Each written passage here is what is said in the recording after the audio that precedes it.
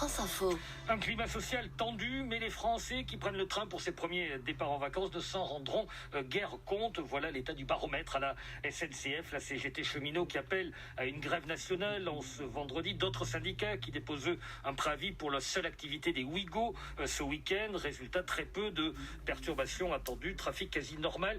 Bonjour Didier Matisse. Bonjour. Vous êtes le secrétaire général du syndicat UNSA ferroviaire.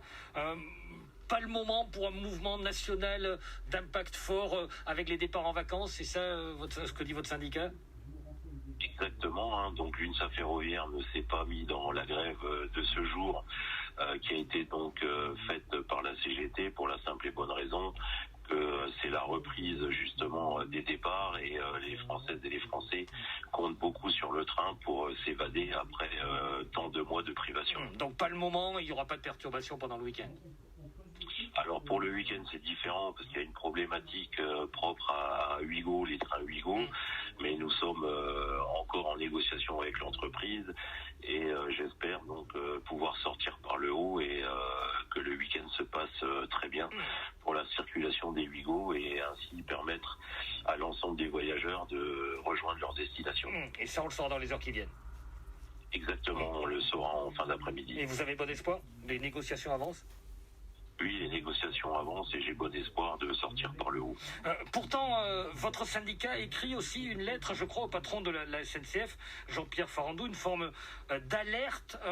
Le dialogue social n'est pas là ? Oui, tout à fait. Donc au niveau du dialogue social, au niveau de la direction de l'entreprise, quand nous négocions avec les dirigeants, les relations se passent bien et nous arrivons à trouver des compromis et à signer des accords.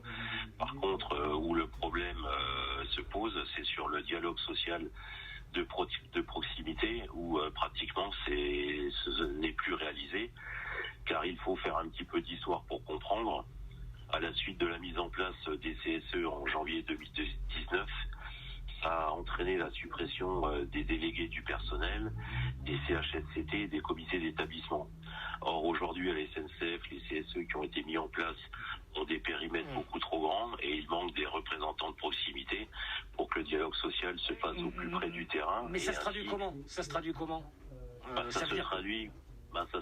concrètement que en fait les missions portées sur les représentants de proximité étant trop peu nombreux, ils n'arrivent pas à faire remonter donc aux dirigeants d'établissement toutes les petites problématiques que nous pouvons avoir et donc le mécontentement du coup grandit et les agents sont de plus en plus chafouins car ils n'ont pas de réponse à leurs problématiques du quotidien. Des problématiques importantes parce que c'est l'application de la réforme de 2018, il y a des enjeux lourds, donc vous trouvez qu'il y a un risque d'alourdir le climat encore plus ? Oui, bien sûr, parce que ce grève à ça, l'ouverture à la concurrence qui est imminente et dans très peu de temps, nous aurons donc les appels d'offres qui seront dévoilés dans les différentes régions qui ont fait ces appels d'offres avec l'ouverture à la concurrence et des salariés de la SNCF seront certainement transférés via d'autres entreprises, voire des filiales de la SNCF et donc l'inquiétude est grande et c'est pour cette raison que le climat est tendu. Je voudrais un mot avec vous également, Didier Matisse, de ce qui s'est passé hier près de la gare d'Hermont-Aubonne en région parisienne. Un homme armé d'un couteau menaçant des voyageurs qui a été tué par balle par un agent de la sûreté ferroviaire. Événement assez rarissime, une enquête est ouverte. Ces agents étaient en garde à vue. Cette réponse était-elle proportionnée ? Tirer plusieurs balles sur cet homme ? Écoutez, des images vidéo ont déjà été sur différents réseaux sociaux où on voit quand même l'individu armé d'un couteau à proximité d'enfants et qui se prend un enfant et on sait également que cette personne sortait de prison et avait déjà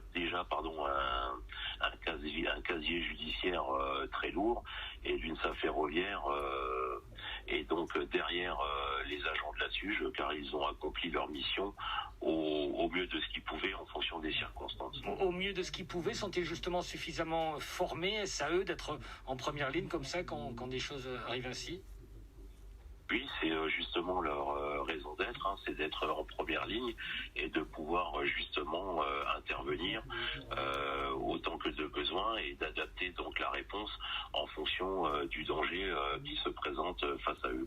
Merci beaucoup Didier Mathis, vous êtes le secrétaire général de l'UNSA ferroviaire et du train, on passe au vélo.